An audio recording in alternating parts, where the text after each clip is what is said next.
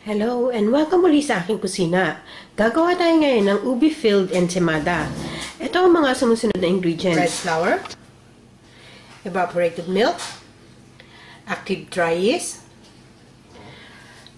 grated cheese, lukewarm water, sugar, egg yolks, melted butter, and our ube halaya. Optional ingredients, dried grated cheese. Para sa ating toppings, gagamit tayo ng grated cheese, softened butter, and sugar. So, ating first step, paalsahin lang natin itong ating yeast. So, ito yung lukewarm water. So, i-check lang natin yung temperature. It should be between 100 to 110 degrees Fahrenheit. So, okay na to. Make sure na within the limits lang yung inyong temperature. Otherwise, mamamatay yung inyong yeast.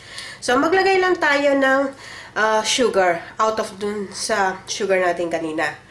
So, about 1.5 teaspoon ng sugar.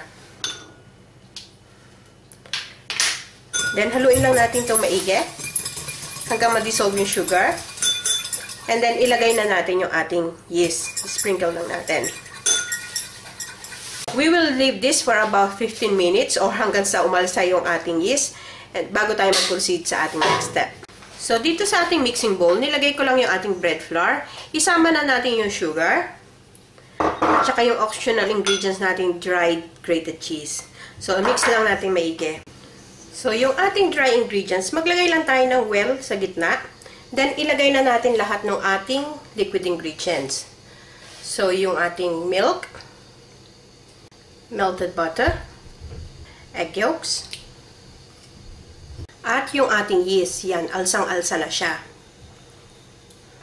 So, i-mix lang natin itong maigi bago tayo mag-knead. So, na-well mix ko na itong ating dough. So, pwede na tayo mag-knead. So, dito sa clean, dry, flat surface, mag-sprinkle lang tayo ng flour. And then, ibuhos na natin yung ating mixture. So, mag-knead na tayo.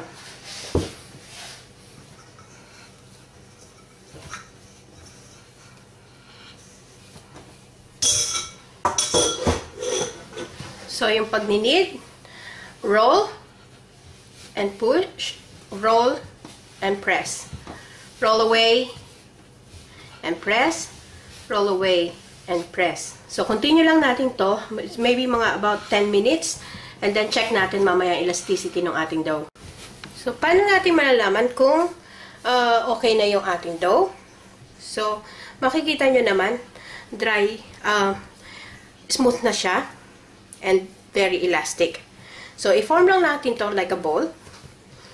And then, yung ating pinagbabadan ng, pinag-mixan kanina, na bowl, nilagyan ko, drinash ko lang siya ng oil. And then, doon natin ilagay. And then, tawag natin. So, takpan lang natin ito ng warm, moist cloth. And then, leave it to rise for a minimum of 1 hour. It's best kung i-leave natin for 2 hours. Then, balikan natin. So, after 2 hours, eto na yung ating dough. So, nag-double na siya ng size. So, mag-grease ulit tayo ng flour dito sa ating surface. At ibuhos lang na, itaob lang natin yung ating dough. So, ayan. So, hatiin natin sa gitna. And then, sa gitna ulit. So, i-form lang natin siya ng log. So, iikot lang natin siya para medyo humaba. Then, let's cut this for about 1.5 inches. So, itong ating isang piraso, i-flatten lang natin siya using a rolling pin.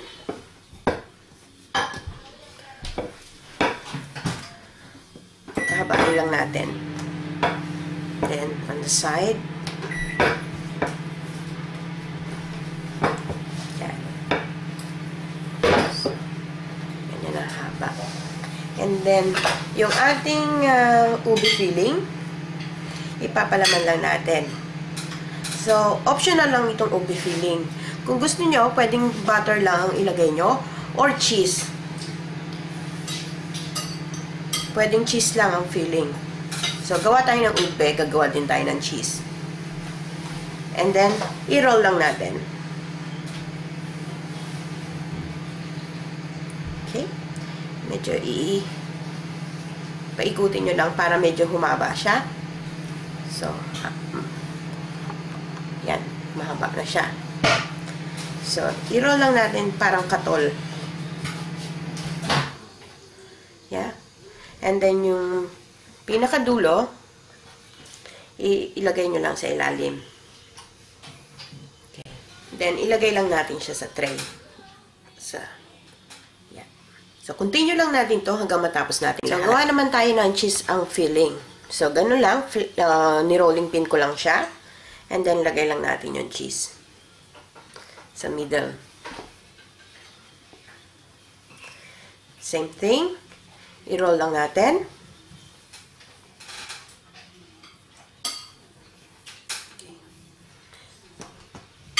And then, ikot lang natin para humaba. Para lang tayo naglalaro ng goma. Then, ikot ulit natin na parang katol. And then, itap in natin yung dulo. Okay? That's ready for baking. So, eto na. Ready na yung isang tray. Make sure na meron kayong spaces in between kasi aalsa ito mamaya. So, pwede na tayo mag-preheat ng oven to 180 degrees Celsius. Eto, ililive lang natin to for 15 minutes para mag-alsa, para mag-rise uli. Then, bago tayo mag-bake. After 15 minutes, napaalsa na natin to. This one is ready for baking. So, ilagay lang natin ito sa top shelf. And we will bake this for 15 minutes. So, this one's been baking for 15 minutes now. Let's check it. Yeah. Okay na to. So, pwede na natin i-remove from heat itong isa.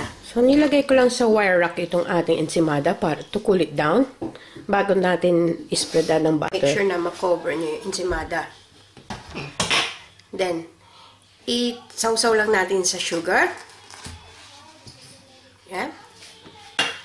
And then, budburan lang natin ng cheese sa ibabaw. So, eto na ang ating ube-filled ensimada. So, masarap na pamerienda. So, sana magustuhan niyo itong recipe na ito and share it with your friends. Hanggang sa susunod kong video, magkita-kita ulit tayo. Salamat! Bye!